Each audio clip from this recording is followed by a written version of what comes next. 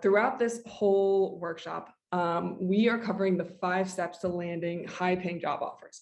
Now, the other disclaimer I want to make is these steps only work when you do them in sequential order. And step number 1 is the one that most people skip, and it is hands down the most important. So I don't want you to panic when you look at the clock and you see that we're spending a lot of time on it. Well worth it, hands down the most important part. And if you do that right, everything else becomes exponentially easier. So with that said, as I'm going through, a lot of the things are going to sound extremely simple, extremely easy, sometimes even like elementary. And your brain is going to hear it and say, oh, okay, like, yeah, I get it. Give me like the shiny stuff. Point of showing you a couple of stories throughout this is to tell you, focus on the simple things that we're going to go through, and you will have massive results. So I'm going to talk through a couple of people. Anna's one of my favorites, where she was able to use these 5 steps to transition to a completely new industry. She was a mechanical engineer. She transitioned into finance, which is pretty much 2 opposite sides of the spectrum, went from $97,000 to $184,000. Her base salary, even just with that, was $130,000. And Kashali is another great one where, again, completely new industry. She went from healthcare, she transitioned into tech and had a $45,000 salary pay bump. But again, because she went through these steps that you guys are going to learn today, really important part here is that she had people actively reaching out to her, as well as her actively reaching out to the right individuals to make those things happen. So those are kind of like my disclaimers here for your brain, so that you can take more of this information in and, kind of accept it as fact and then go implement it is my goal. By the end of today, that you'll be able to go and implement these steps and really make some big changes here. So a big thing here is, if you have hiring managers and recruiters, if they're not reaching out to you, or if they're not responding to you when you send messages or applications, then you are likely using an old, outdated method. Now, that typically looks like putting together a resume, making sure it's 1 page, applying to hundreds of jobs, telling everybody you know that you're back on the market, pretty much reaching out to everybody you don't know, every hiring manager and recruiter on LinkedIn, letting them know about a job posting you saw, telling them why you're such a great fit for that job, and essentially begging anybody you can to get on a call with you. Now, if you're here today, hopefully you have a hunch that there is a slightly better way of doing things. So if you're watching this, likely in a job right now, or you are out of a job, or you're doing something you love, but you're meant for something more, whether that means a higher title, leadership opportunities, better pay raise, working for the right industry, if you're a career pivoter or thinking about being a career pivoter, really working for a company that you admire. Now, in the last 3 years, as Kaylin mentioned, we've helped over 500 folks. Our coaches over the last 10 years have helped thousands of folks. A really key thing here is not just landing a high-paying job, but landing a high-paying job with a company that you actually admire, doing something that you actually love. And as I mentioned kind of in that intro here, there is the proven strategy that allows you to do this. And this all came from not my own experience, but our founder, who started with 10 back-to-back dead-end jobs right after college, actually started selling yellow pages. He jumped around all over the board for about 6 years, and then really started looking at what successful people were doing and realized it was more of a science than just luck or, chance that people were getting these jobs. So once he figured out that science, he became one of the youngest executives of a publicly traded company. He made over $300,000 in his base salary, 7 figures in his total comp. And even more exciting than that is he took that strategy, and now our students, as Kaylin mentioned, are growing by $37,000 in 63 days on average. Far cooler than that is, as I mentioned, they're doing something they love, really building a meaningful career. And what that means is that when you have a meaningful career, it's not just about getting the next job, it's about setting yourself up for future success. So you don't have to worry about recession or whatever's going on in the economy. You always have a position where you can add value. So once you're in that position, you love what you're doing. This is kind of your litmus test to check whether or not you're in the right spot. You love what you're doing because you're playing to your strengths. You're happier, you're less stressed each day, making really good money. You don't have to worry about normal problems. You get to just focus on doing the work that you are meant to do. That means you'll produce great results. And because you produce great results, you'll get more opportunities. And then because of those opportunities, each time you take advantage of them, you will continue to grow and then get new opportunities. It's like an awesome flywheel or feedback loop there. And it's very simple, 5-step strategy. Once you see it, it eliminates all of the confusion that you've ever felt, all the stuff that comes from applying to all these jobs, wasting time with recruiters who you can either tell they don't care about you, or even worse, in my opinion, they act like they care and then completely ghost you after an interview or before an interview. Because when you finally get those, you get really excited. It's the first one that you got, or it's one of few that you've got, and you get super tense, you say all the wrong things, and then you don't make it past the first round. Or again, possibly even worse than that, you make it past the first, second, third, seventh round sometimes, and then you don't get the job and you don't really know why. And that's really the key that we want to focus on today. When you don't know that why, you just repeat a broken process over and over again until you actually land a job offer. And then because you have no other options, you're coming from that place of, frustration, scarcity, then you end up accepting that job. And the cycle repeats itself over and over again, and you essentially accept the job only to start looking for another job a couple months later. And so when you think about your own career, look at how many times this has happened. And again, not your fault. It happened to Gaurav 10 times before he became one of the youngest executives of a publicly traded company. It happened to me 4 times before I was making over $300,000 by the time I was 24. And up until this point, not your fault. There's a lot of misinformation out of there. There's a lot of unnecessary complexity. Up until now, not your fault. From today forward, my goal is to make it your fault if you do not follow this, because you will have the simplest right strategy to get you these results, to get you high-paying job offers.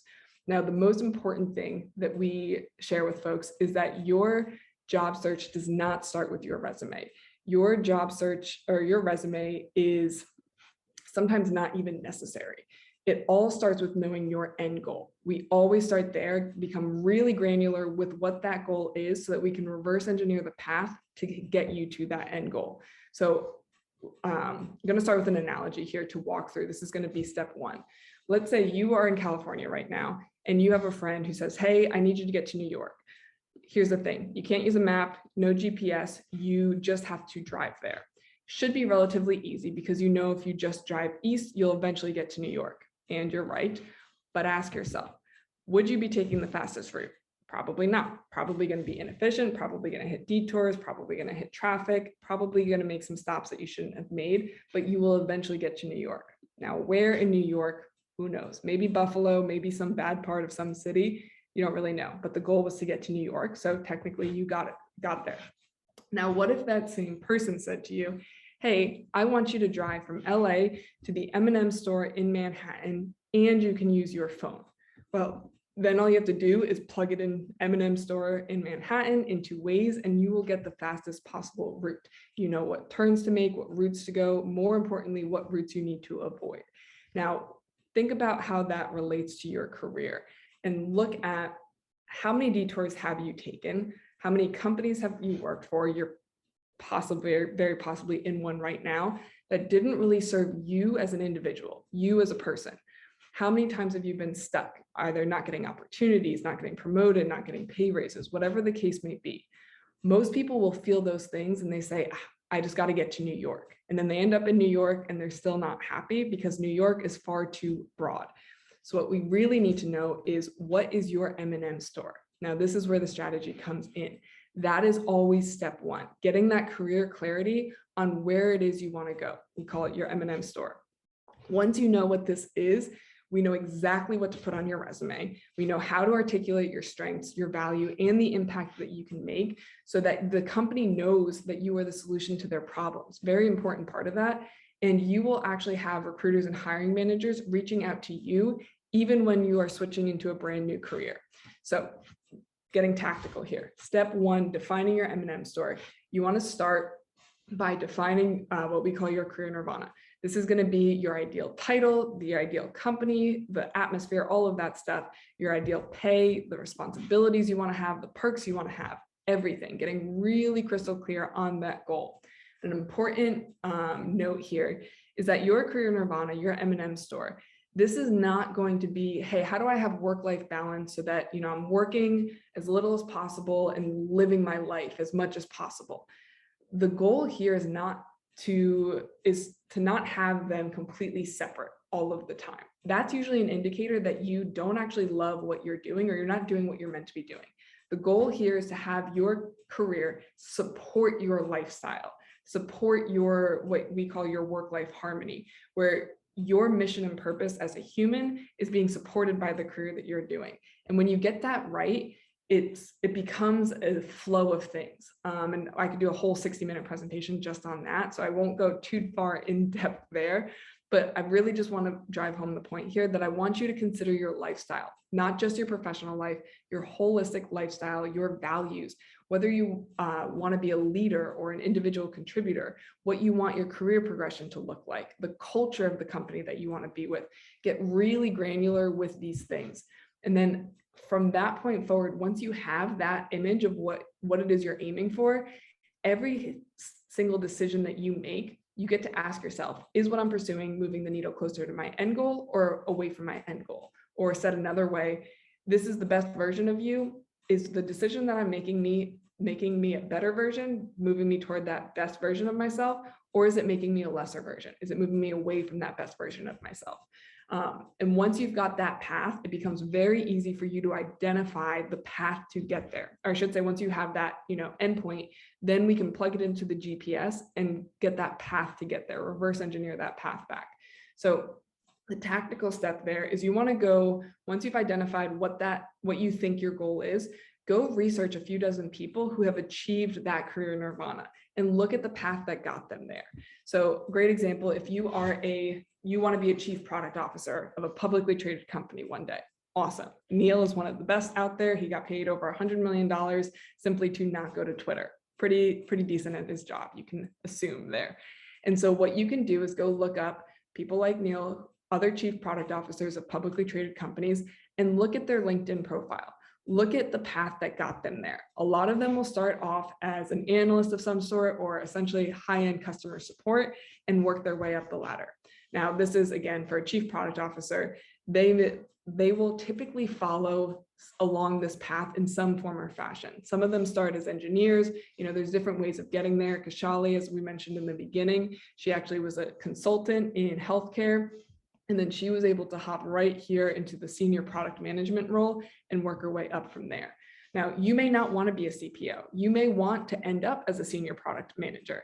There is no right or wrong answer here. This is where you get to decide what the best version of you is. And you can make awesome money even at every level of each rung. It's when you can figure out how you can go to the right company to leverage your strengths to provide your value that you will really get those massive salary bumps there. So let's say, again, maybe you want to be a senior product manager, maybe you want to be a chief product officer. Once you know what it is you're aiming for, then you pick the next rung on the ladder. You identify the next rung that is going to be your entry point into this career path. If you're not already on it, if you are already on it, then you get to look at, okay, what's the next rung that I can get to here? Maybe it's going to be an associate product manager. You're starting at the beginning. Maybe you can jump right to product manager. Maybe like Kashali, you can jump right to the senior role. Once you know what that next role is, you're going to research 15 to 20 job descriptions that match that role. So that whatever that next step is for you. And you're going to identify the keywords, the skills, the tools, everything that's repeated across those multiple job descriptions that you're looking for.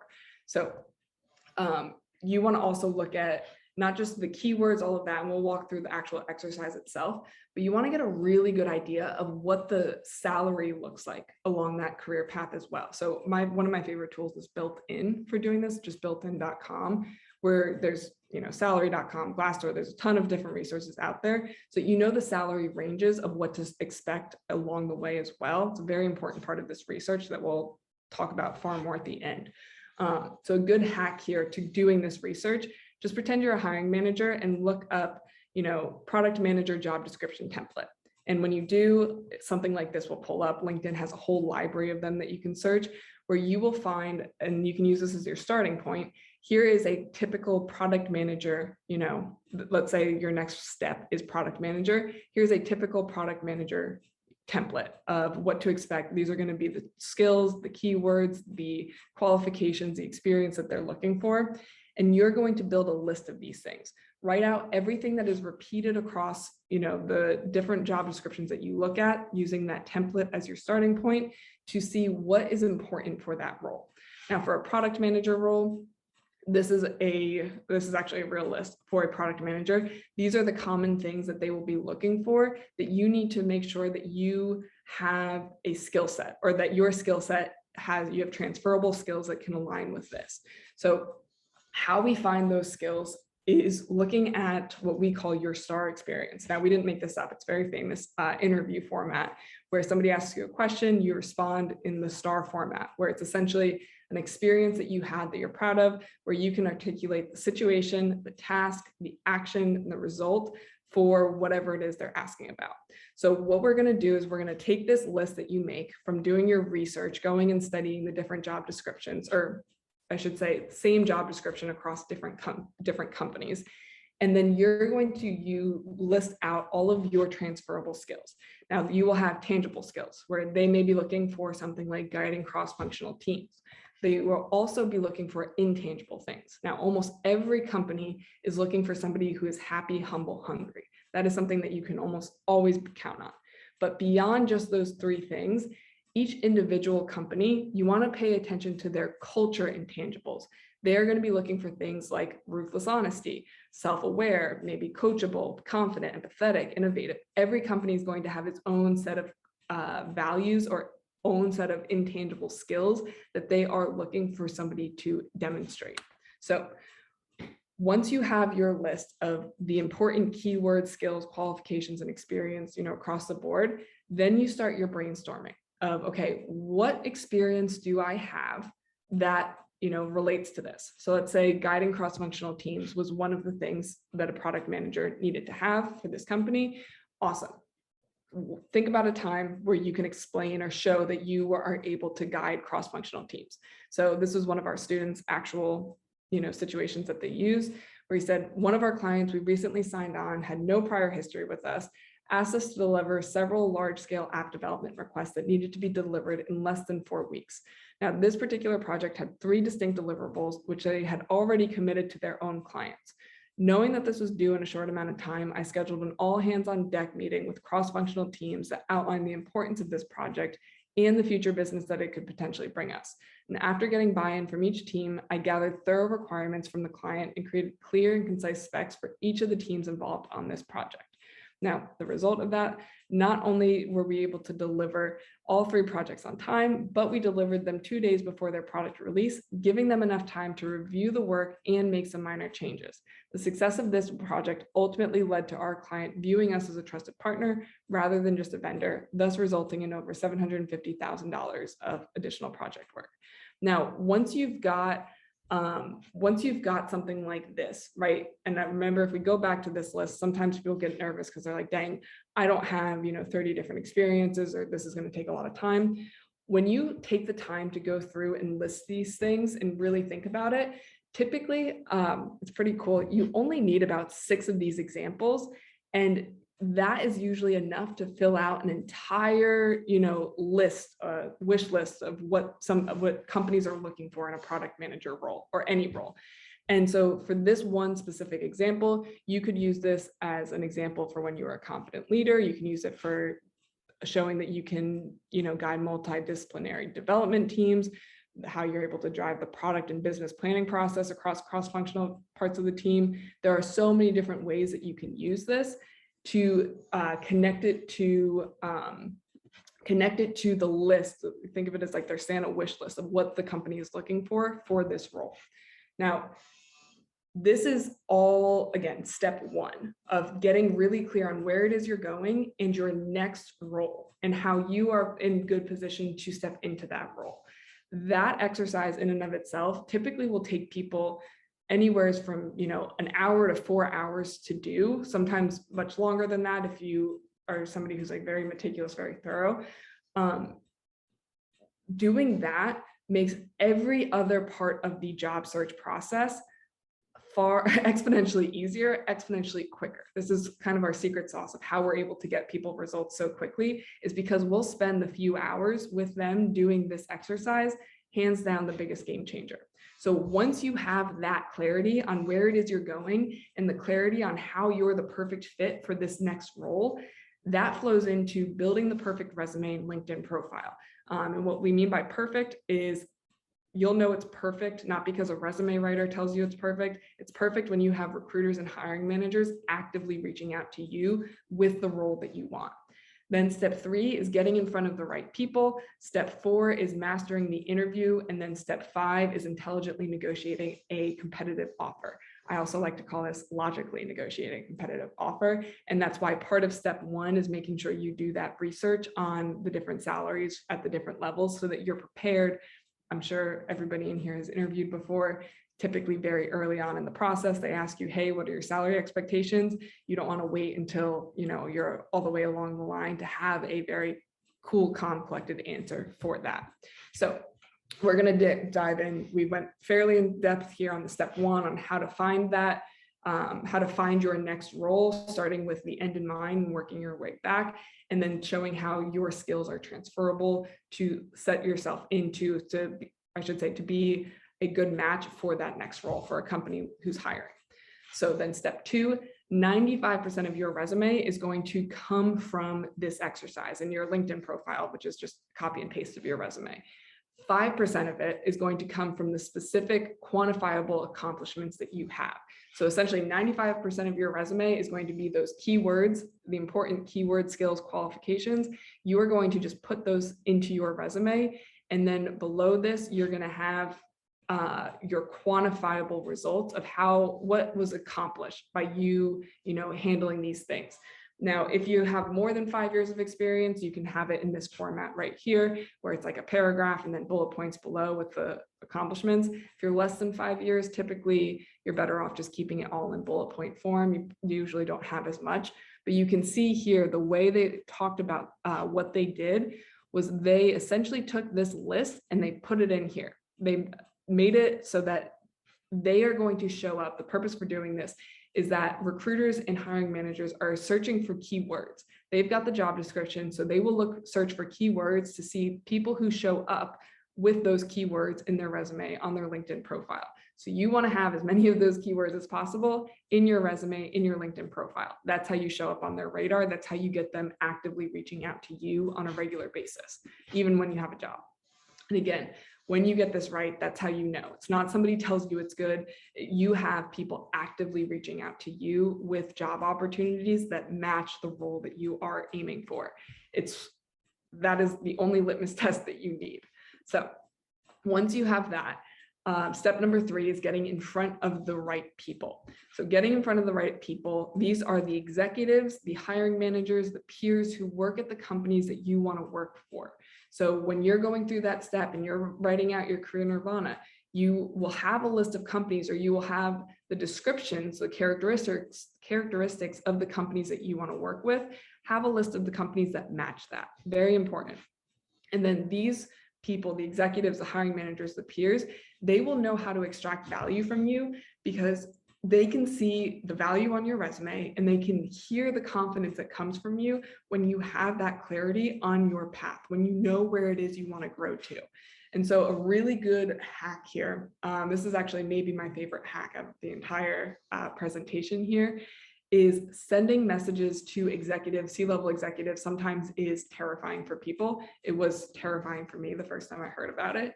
And I sent this message out. I sent it out to about half a dozen C-level executives from Fortune 500 companies. And I said, hey, first name, you are exactly where I want to be 20 years from now. Is there any advice that you wish you knew 20 years ago? I sent this out to, again, about a little over half a dozen of them. And all but one of them responded to me. And they gave me some of the best advice that I've ever had, that I've ever gotten. I keep it all in a Google Doc. I would trade my entire college education to keep that Google Doc. And not only just because of the advice, but also because of how it changed my life. From that moment forward, I looked at people differently. I saw people as very willing to reach back, extend a hand, help me. And it also changed how I looked, and it helped other people who were behind me. And it changed my perspective of the world. And that's something that, like, if I could only leave you with one nugget, it's that people as a general rule do like helping you. You just have to make it easy for them to help you. And that's where a lot of people get tripped up, is they make it very hard for somebody to help them because they don't know what they actually want. And that's why we spend so much time in that first step, is we want to get really crystal clear on what you actually want. And then the world comes together and helps you get that thing.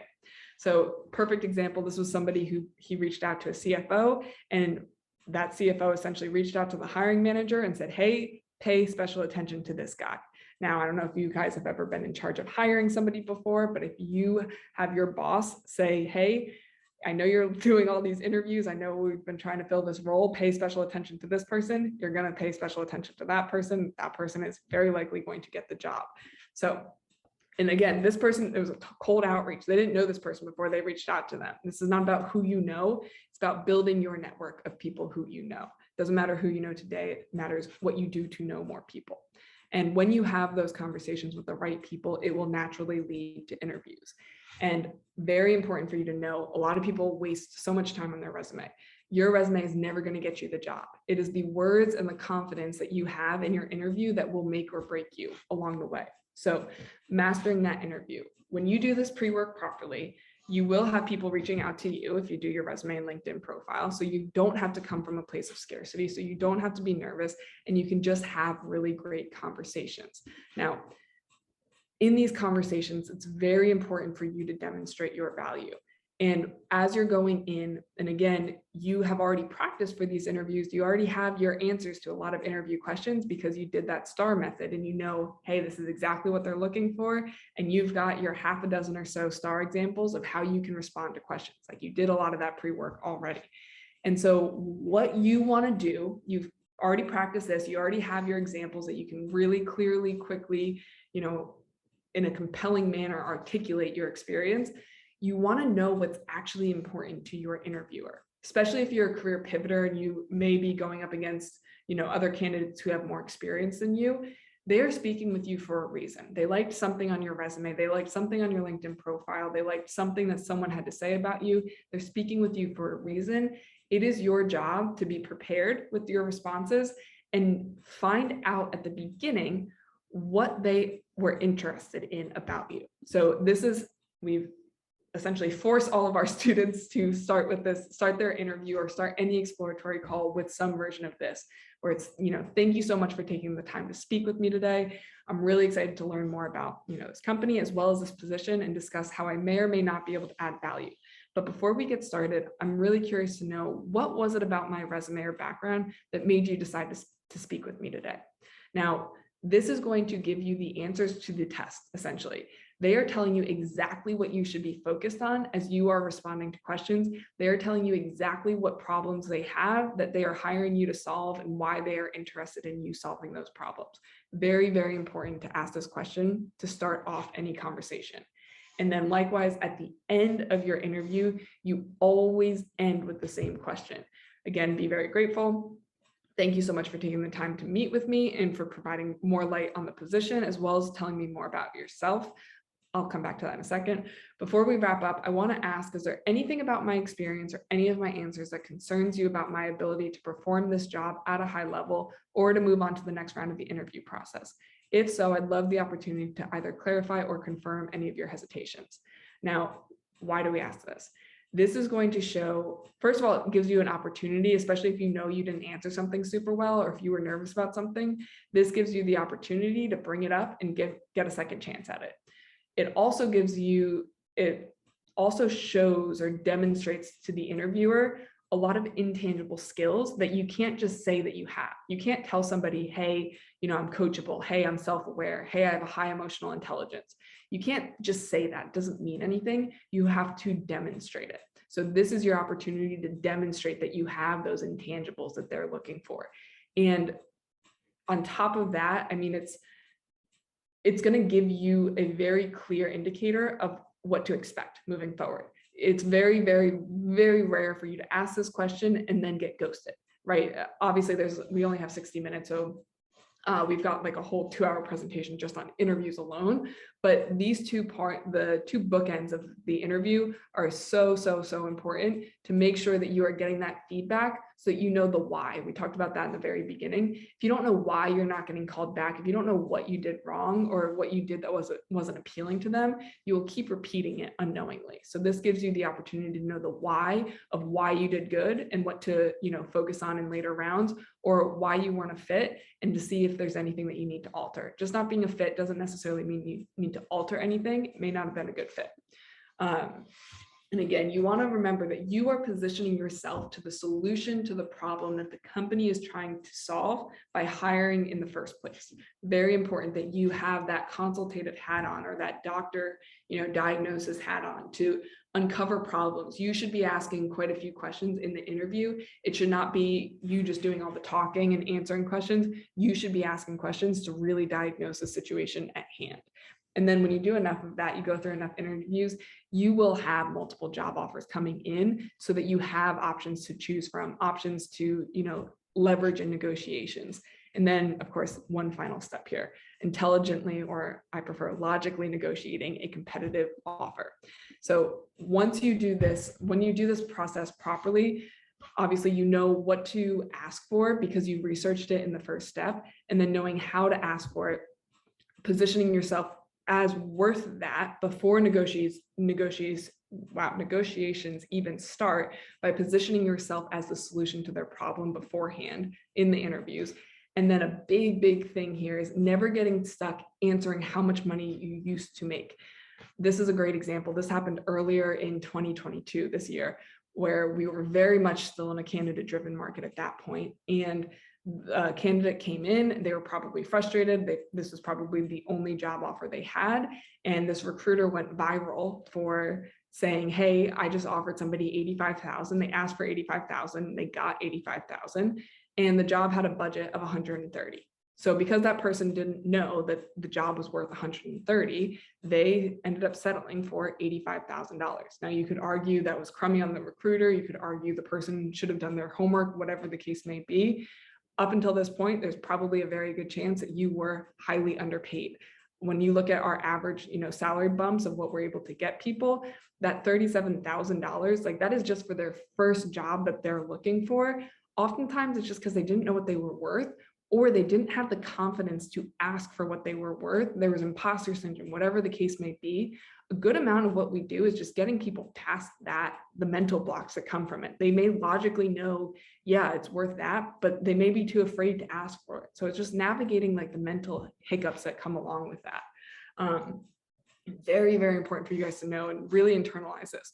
What you make now has absolutely nothing to do with what you can earn in the future, or even your next role, in a couple months from now. I am one of my favorite examples for this. I started as a contractor, a media buying contractor. I started to share bits of the story with Caitlin beforehand. By the time I was 24, I was a director making over $300,000. That is not something, I did not come from this world. This is not something that I ever thought was possible. I thought I would be doing what I'm doing now. I thought I was going to be able to do in retirement, or, when I was 50, 60 years old. And it was solely by knowing what was actually possible. And I wasn't smart enough to figure it out. I had mentors who were super gracious enough to teach me these things. And of course, more important than me is our clients, where Zach is one of my favorite examples. He was a band manager. Some people think that I have a typo here, and he was a brand manager. No, he was a band manager. And he went to General Assembly, took a coding course, and then came to our coaching program, and he was able to negotiate equity in his first deal. And that equity got him to 7 figures in under 4 years, less than 4 years of graduating his boot camp. Another example, this is somebody, she went from communication strategist to a brand marketing manager, from $80,000 to $170,000. Again, what you make now, very irrelevant if you have these skills, the transferable skills, and you know how to go through this job search process, going through these steps properly. She was able to grow to 170 with her dream company. Another very important thing there. And then Cynthia, another one of my favorites. She was she left healthcare. She was an IT consultant for healthcare, wanted to be a product manager, made a jump from 115 to 140, and she's set up for massive growth where she's at. Of course, along the way, this is a big thing. You're going to go through this process. Hopefully you took notes and you're going to go through these steps. The people that we just walked through obviously had experts guiding them along the way. So they knew what steps to take every day, what to do before they went into conversations, what to say, how to say it, essentially all of the twists and turns, like the curveballs that come, so that they can just focus on getting the job that they actually want. This is something that we just decided to do. We just tested this with a nonprofit partner of ours for 24 hours. I asked our coaches to open their calendars for what we call our career audit strategy sessions. Now, this is essentially walking through that entirety of step one, where for the next 24 hours, and please do not share this link. I know we'll send the replay out, but only for this community, our coaches agreed to take 90% off of our career audit fee. So any of you that are in the process in the next 3 to 6 months of considering a job transition, our goal was to make it as affordable as humanly possible for you to have a one-on-one session with us. So instead of being $1,000 normally, we are opening the calendar. It will be $97. Again, this is going to be for 24 hours. Please do not share this link outside of the community. Our coaches do not have that many open spots. I was thinking that this was going to be a small enough group with all of the schedule changes that we would be able to do this, but you can go to this link, just careersprout.com/97, and our coaches will open up however much time you need. Typically it's about 30 to 60 minutes to help you go through and go through that step one of the process to really audit yourself, your career, and the different paths that are available to you. So with that, I wanted to leave plenty of time for questions here. I'll just stop sharing my screen and I can I'll drop that link into the chat for you guys if any of you would like to do it. And then I will go through. It looks like we had a couple questions. I've got some questions stashed for you, Katie. So thank you so much. This was, I don't always, I should say, end up taking so many notes. So it was really, really great. Very engaging material and very valuable. Like every piece was like, oh shoot, I really got to do that. Great point. Awesome. So as far as questions, one of the main ones that kept coming up was, will there be a recording? And I said, yes, there will be the recording, like Katie reiterated. But then in terms of having access to the slides or a copy of the templates, do you have any materials that can be shared out as well? So we don't typically share our slides. I guess if there's something specific that somebody needed, we try to, I don't know if there's anything super helpful on the slides themselves other than, I mean, I suppose we could, we've just never have in the past. Okay. So I guess yes would be the answer to that. Okay. And then in terms of the, how to, let's see, hold on. I read this one wrong. How do you demonstrate yourself during the interview? Do you have any guidelines for interview preparation? What are they focusing on? And I don't know if that means the interviewer or the interviewee. And can it be personality, leadership, or experience? Yeah. Any of those? Yeah. Great question. So when it comes to presenting yourself or, demonstrating your skills in the interview, an important thing to keep in mind is that you never brag in your interview. You don't have to brag. All your bragging is done in the resume with quantifiable, data. That's where all of your bragging is in that data. So in the interview, it is your goal to make a connection with the interviewer. So when you're coming in, you ask that first question about what was really appealing to them, what interested them. That first question is the key to opening up what they care about. Then as you're going through, so prepping, your prep should be practicing saying that so that it comes across very natural. It shouldn't come across as like you're reading it. And then what they're focusing on is they're looking for whether or not you are the solution to their problems. So you can prep both asking them personal questions, company questions, leadership questions, all sorts of things.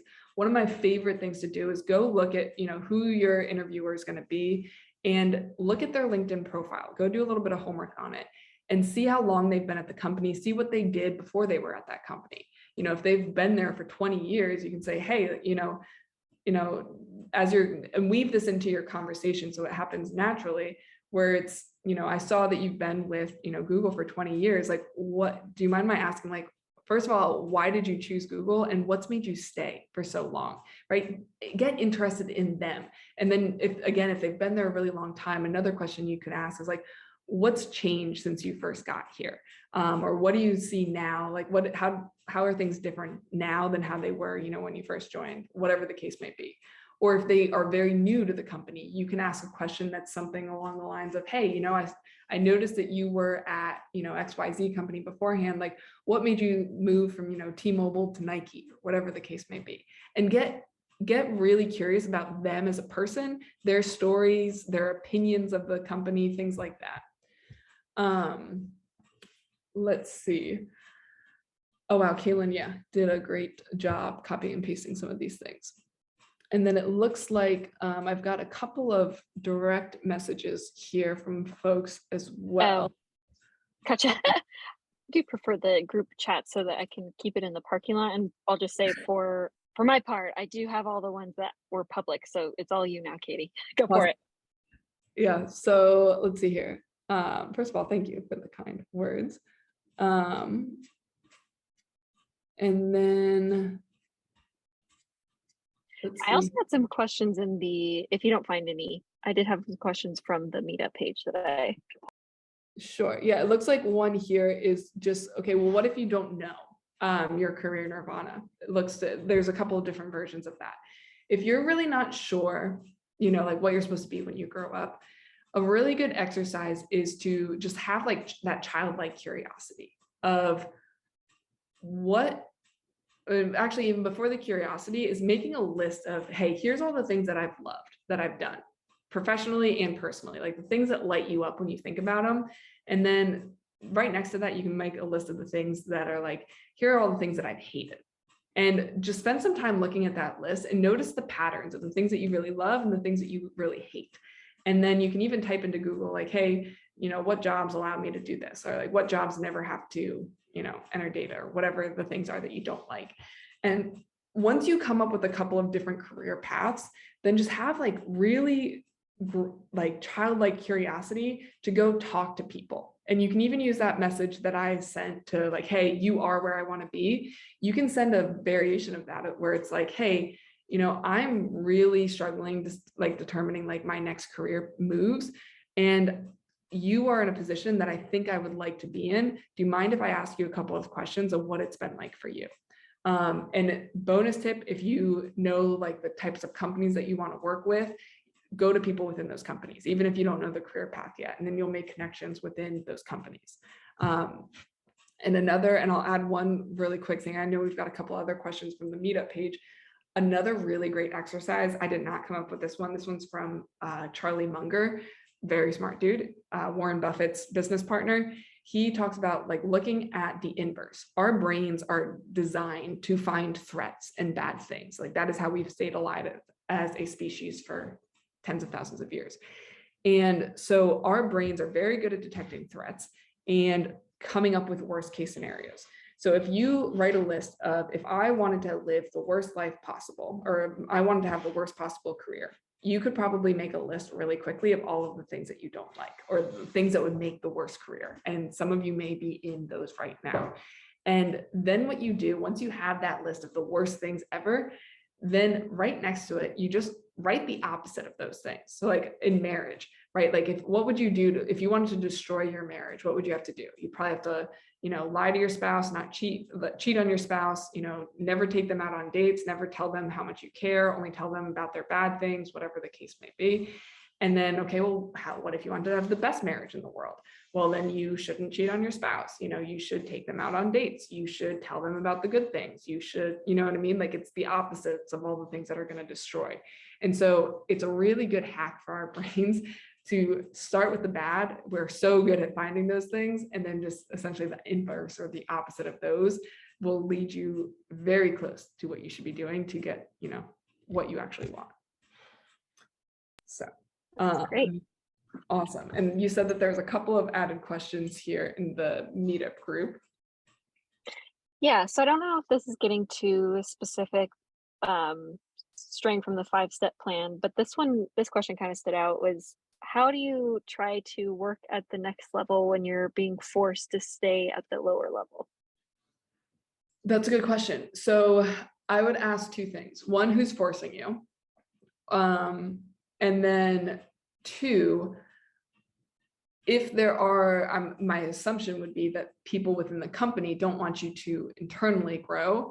That is where you get to look at other companies, right? And there is not any, like, there are so many companies out there, even in today's market, where there's, hiring freezes, layoffs, things that are happening. There are companies that are still growing extremely quickly, and there are companies who need talent.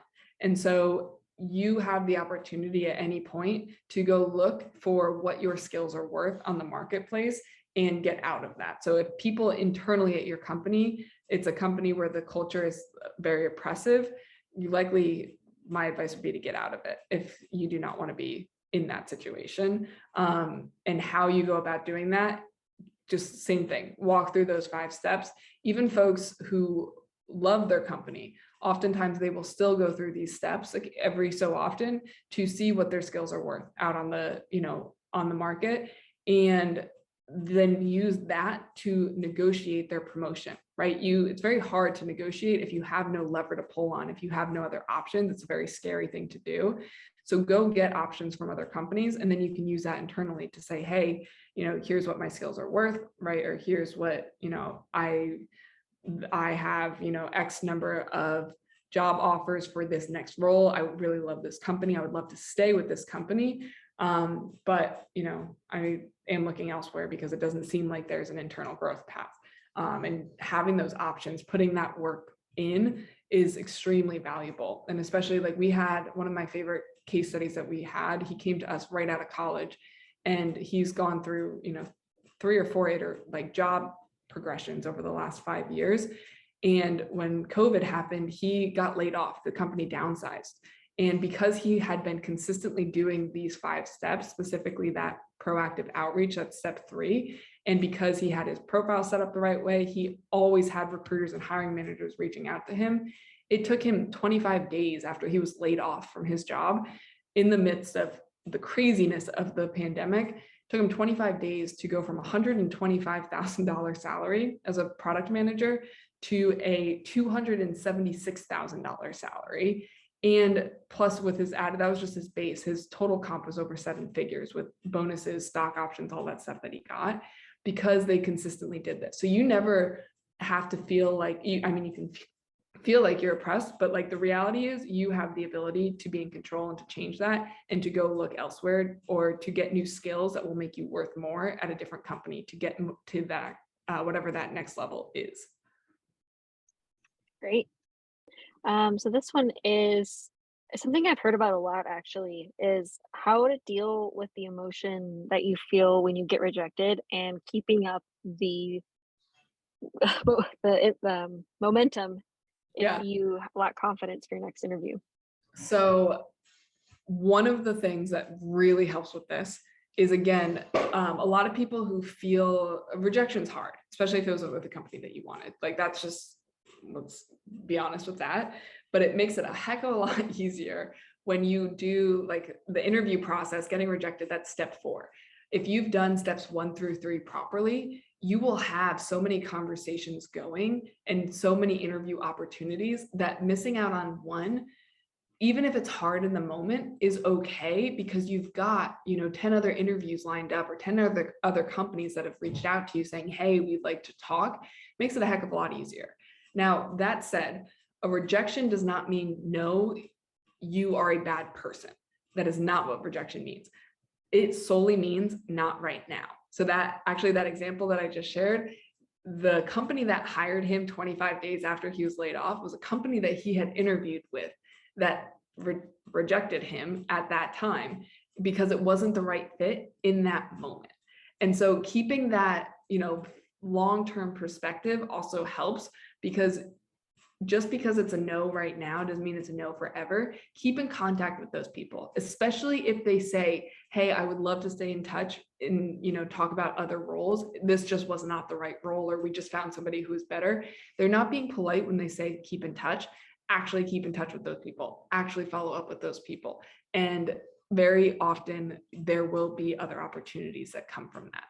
And so looking at rejections, not as a, no, it's never going to happen, or there's anything wrong with you. It just wasn't the right time, wasn't the right place, whatever the case may be. Keep in touch and keep improving yourself. Sweet. We've got time for maybe 2 or 3 more. There's another one from the meetup page. How do you really feel like you're worth the pay? You know you want it, but how do you have that confidence to talk about getting paid what you're worth?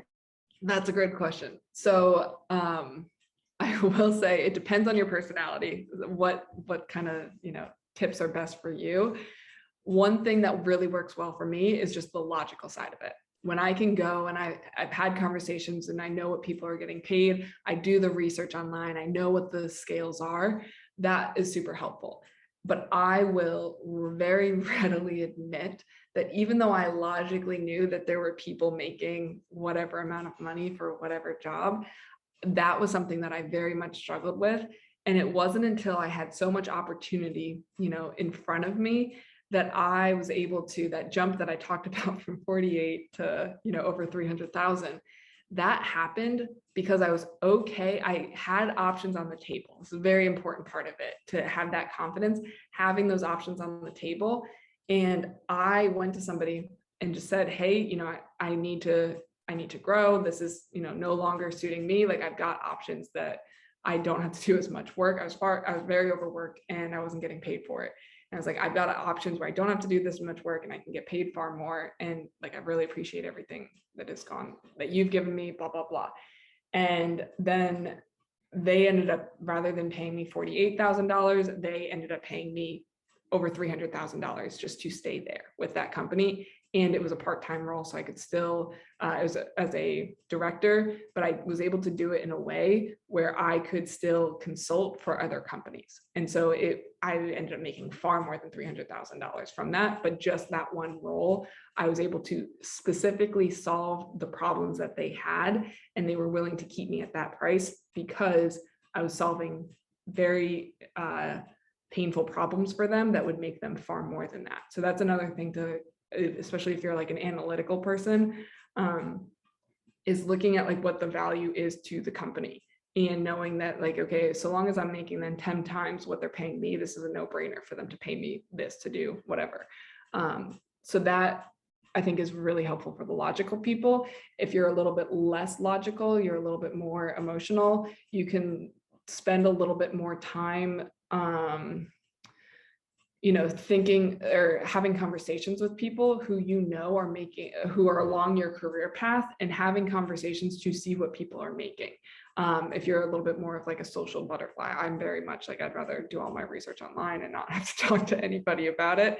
So there's a couple different paths you can take there to really have that confidence. And then again, it comes from, once you know that range, it comes from like doing part of what we do with our students is like, well, oftentimes like they'll do their research and we're like, no, we know from our data, like it's actually this. And we have to like push them a little bit further. And it's that idea of like, if you're not a little bit uncomfortable, you're probably lowballing yourself a little bit. All right. So want to try and answer one more lightning question? Sure. So this is one last one that I think is a good fit for this event. So it's about like procrastinating and compromising. Okay. So maybe we can phrase this one as, how do you stick to maybe a schedule? Are there any tactics that have worked for people that maybe need something more of a routine when it comes to the 5-step strategy? Yes. So Great.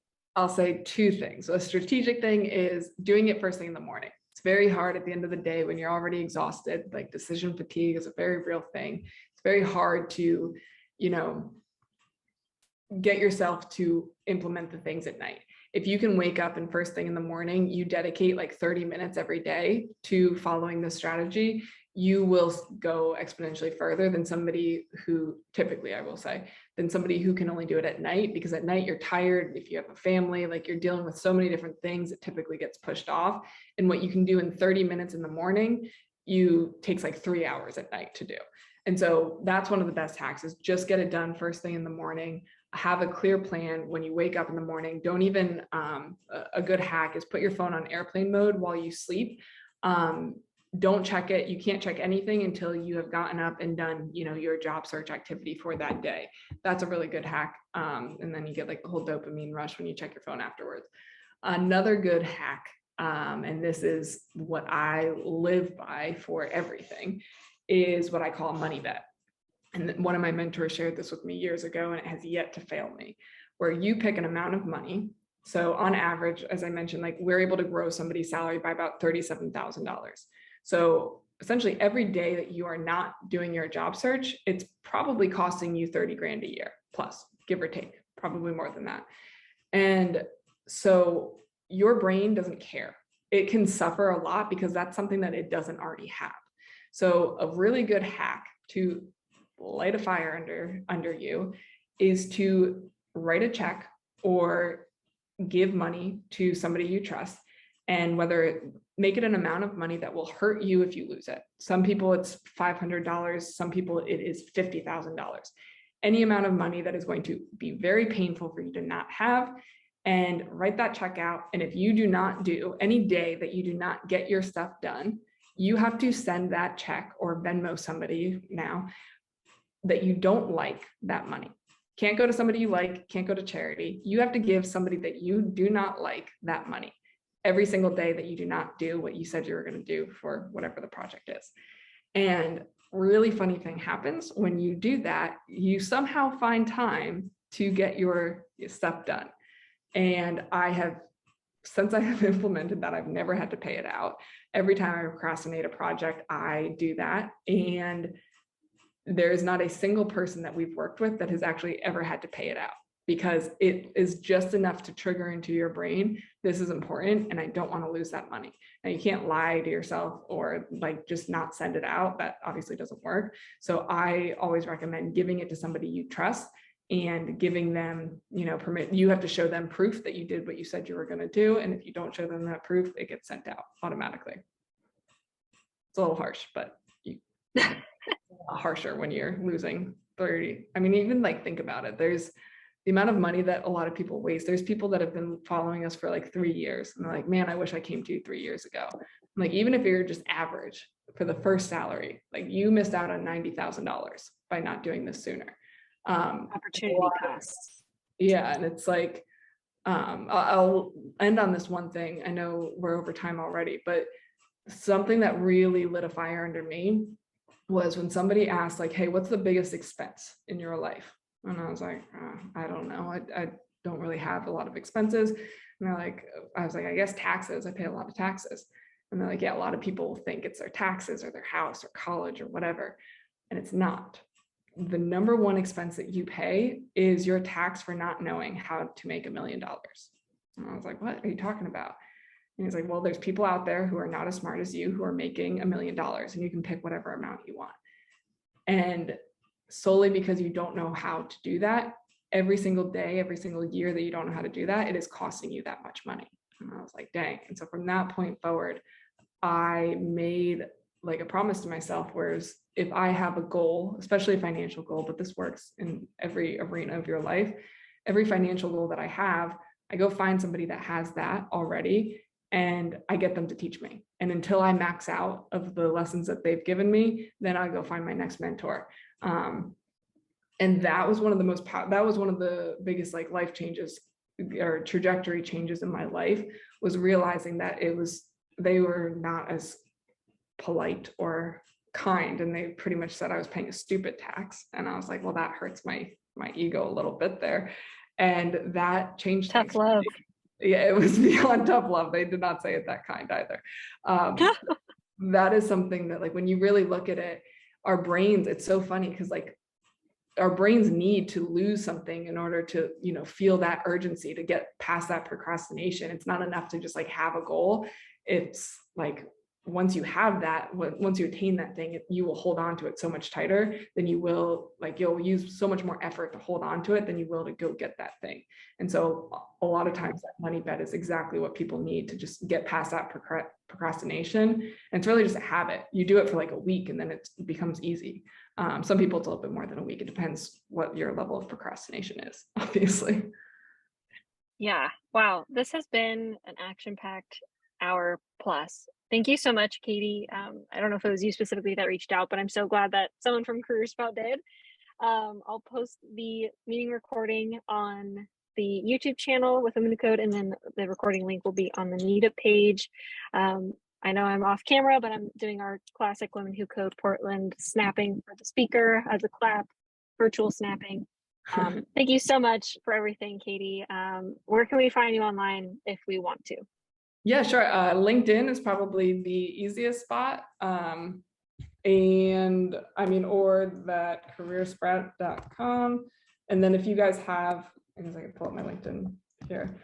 I'd say LinkedIn is probably where I am most active. And then any questions that you guys have, myself and the other coaches, we check out this email, info@careersprout.com. We're all in there checking things out if you guys have like specific career questions that you want answered, or LinkedIn, just shoot me a message. Great. Thank you so much. It's getting late afternoon for you on the East Coast. So have a great rest of your day / evening. And thank you everyone else for joining us, and stay tuned with Women Who Code for more events like this. Awesome. Great rest of your day, everybody. Bye.